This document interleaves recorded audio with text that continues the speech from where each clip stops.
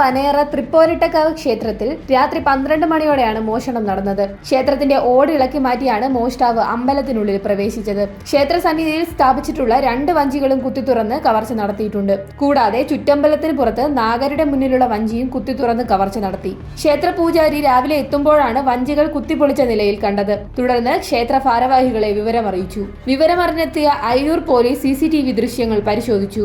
നീളമുള്ള കമ്പിച്ചൂൽ ഉപയോഗിച്ച് ഓടിളക്കുകയും കൊടുവാൾ ഉപയോഗിച്ചാണ് വഞ്ചികൾ കുത്തിപ്പൊളിച്ചതെന്നും പോലീസ് പറഞ്ഞു.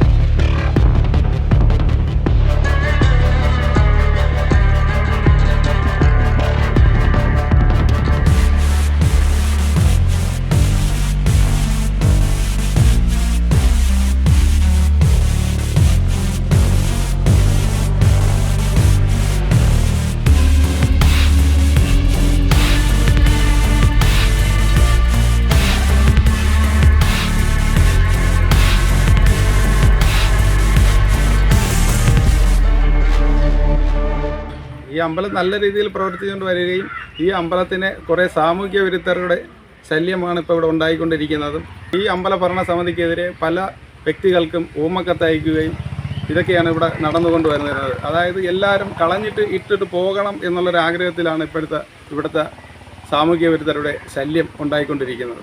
അപ്പോൾ ഈ മോഷണവും നമുക്ക് അതോടനുബന്ധിച്ച് പല സംശയങ്ങളും കാര്യങ്ങളിലോട്ട് നമുക്ക് പോകുന്നുണ്ട്. കാര്യം എന്ന് പറഞ്ഞാൽ വഞ്ചികൾ പൊട്ടിച്ച് 2-3 ദിവസം കഴിയുമ്പോഴാണ് ഈ മോഷണങ്ങൾ. ഇപ്പോൾ ഈ 2 തവണ ആവർത്തിച്ചതും അതേ കണക്കാണ്. അപ്പോൾ അതുകൊണ്ട് ഈ ഭരണസമിതിക്ക് ഒരുപാട് സംശയങ്ങളും കാര്യങ്ങളും നിലനിൽക്കൊണ്ടിരിക്കുകയാണ്. 15,000 രൂപയോളം നഷ്ടപ്പെട്ടതായാണ് പ്രാഥമിക വിവരം. ഇക്കഴിഞ്ഞ ഒക്ടോബർ 6 രാത്രിയിലും ഇതേ ക്ഷേത്രത്തിൽ മോഷണം നടന്നിരുന്നു. കമ്പിപ്പാരയും കുന്താലിയും വടിവാളുമായി ഉള്ളിൽ പ്രവേശിച്ചു കവർച്ച നടത്തിയ മോഷ്ടാവ് കൊല്ലം തങ്കശ്ശേരി ഇത്താക്കൽ നഗർ വീട്ടിൽ ജോയ് ഇപ്പോൾ ജയിലിലാണ്. 110 വർഷത്തിന് മുമ്പ് നടന്ന കാര്യങ്ങൾ വരെ ഇപ്പോഴും കൊണ്ടുവന്ന് ഈ വർഷം കാളുകൂട്ട് നടത്താൻ വരെയുള്ള തീരുമാനത്തിലാണ് ഭരണസമിതി. അപ്പോൾ ഇത്തരത്തിലൊക്കെ പുരോഗമനം ഓടിയതുകൊണ്ടാണോ ഇനി ഈ ആളുകൾക്ക് അസുഖാലുക്കളാവാൻ കാരണമെന്നുള്ളത് നമുക്കറിഞ്ഞുകൂടാ.